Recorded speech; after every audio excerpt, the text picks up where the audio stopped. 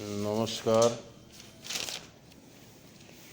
BA पाठ द्वितीय हिंदी साहित्य प्रश्न पत्र प्रथम। मैं डॉक्टर राजपाल सिरोहीवाल, सह आचार्य हिंदी विभाग, राजकीय महाविद्यालय कोटपुतली। आज हम केशवदास के कुछ पदों की व्याख्या करेंगे। केशवदास की जो रामचंद्रिका में से उद्धृत जो हमारे पाठ्यक्रम में कुछ पद रखे गए हैं, जिनमें से राम वंदना की व्याख्या करेंगे।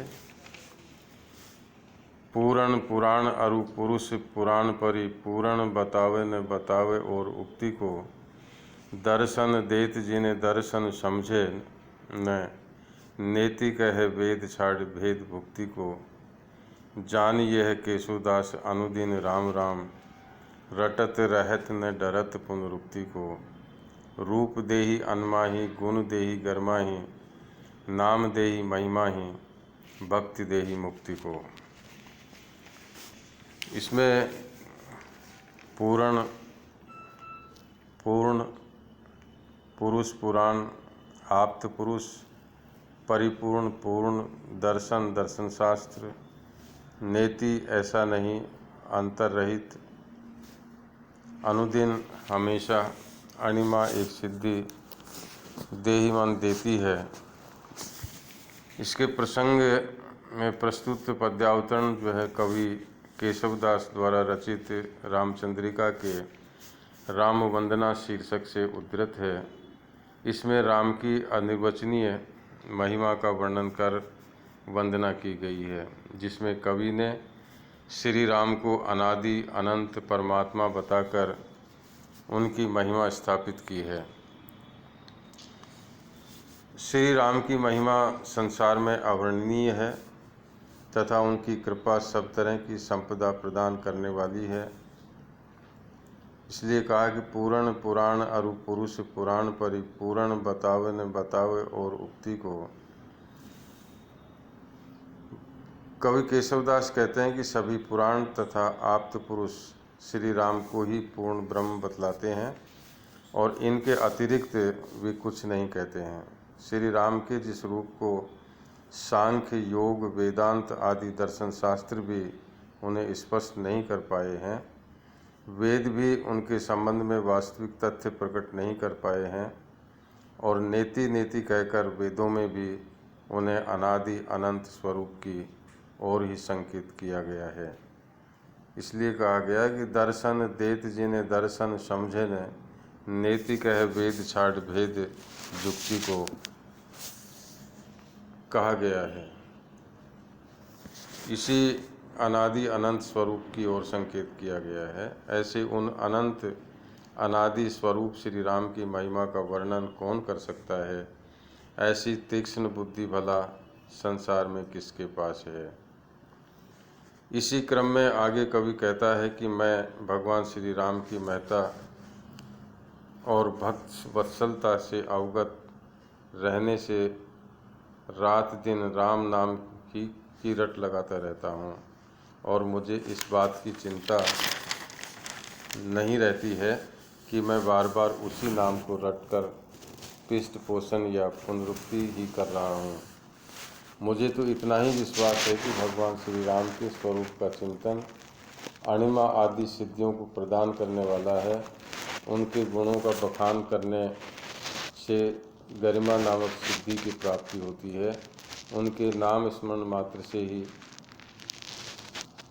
महिमा नामक सिद्धि प्राप्त हो जाती है और उनकी भक्ति करने से सांसारिक बंधनों से मुक्ति मिल जाती है।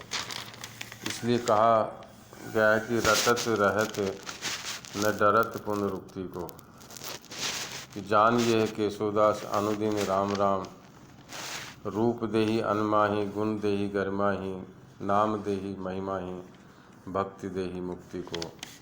इस प्रकार कवि केशवदास बार बार इस बात को रेखांकित करते हैं और केवल राम के नाम की स्मरण से ही महिमा प्राप्त नामक सिद्धि प्राप्त हो जाती है और उसी से सांसारिक बंधनों से मुक्ति भी मिलती है। विशेष में कहा जा सकता है कि श्री राम को कवि केशवदास परमात्मा अथवा परब्रह्म बताकर नवदा भक्ति की गई है। छंदों को कविता में समाविष्ट चमत्कार को देखकर हम कह सकते हैं कि केशवदास की अलंकार प्रियता सहज स्वाभाविक थी, प्रयत्न साध्य नहीं। कवि ने श्री राम की कृपा से तीनों सिद्धियों की प्राप्ति का इसमें वर्णन भी किया है। यमक, अनुप्रास, पुनरुक्ति तथा संबंधी शोक्ति अलंकारों का भी प्रयोग हुआ है। इसी तरह से हम दूसरे पद में सूर्योदय वर्णन जो कवि केशवदास के द्वारा किया गया है। अरुण गात अतिप्रात पद्मिनी प्राणनाथ है, मानव केशवदास कोक नद कोक प्रेममय, परिपूर्ण सिंदूरपुर केदो मंगल घट, केदो शक्र को छत्र मड्यो, मानिक मयूख पट, कै श्रोणित कलित कपाल यह किल कापालिक काल को, ये ललित लाल केंधो दशत दिग्मणि के भाल को। अरुणगात का मतलब होता है लाल शरीर, अति प्रात का मतलब अत्यधिक, प्राणनाथ सूर्य को कहा गया है, कोकनद कमल को कहा गया है, कोक चकवा, केंधो अथवा मणिक मयूख पट मणियों की किरणों से बुना वस्त्र, श्रोणित खून दिग्भामिनी दिशा रूपी स्त्री। प्रस्तुत पद में कवि केशवदास सूर्योदय वर्णन से उद्धृत है। ज्यों ही राम लक्ष्मण ने विश्वामित्र के साथ जनकपुरी की सीमा में प्रवेश किया, त्यों ही प्रातःकालीन सूर्योदय हुआ। तब लक्ष्मण ने सूर्योदय का वर्णन किया। उक्त प्रसंग उसी अवसर पर लक्ष्मण का कथन है।